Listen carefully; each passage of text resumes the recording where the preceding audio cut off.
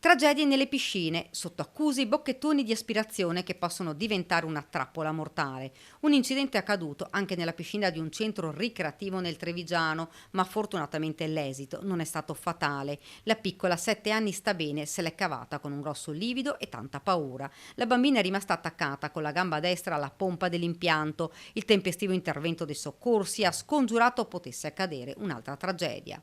È accaduto lo scorso 9 luglio, ma è stato reso pubblico in queste ore dai genitori anche alla luce dei ripetuti episodi di cronaca. La famiglia non ha voluto denunciare la piscina scegliendo la strada dell'esposto, così da portare l'attenzione sul problema. C'è bisogno di una maggiore vigilanza e controllo su quelle che sono le normative vigenti, spiega il presidente della Federazione Nuoto Veneto. Bisogna adottare le adeguate cautele affinché non ci siano bocchettoni di aspirazione con velocità di circolazione dell'acqua tale da poter creare questo tipo di difficoltà.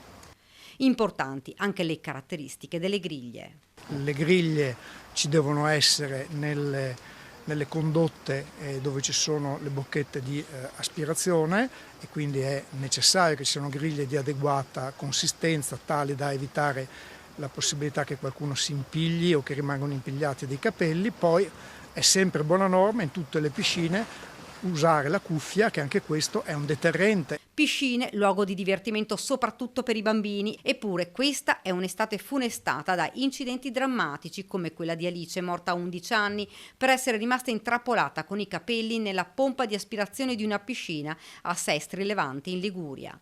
Ci sarebbe un accorgimento importante che potrebbe salvare una vita e che in alcune regioni è già obbligatorio, un pulsante d'arresto delle pompe.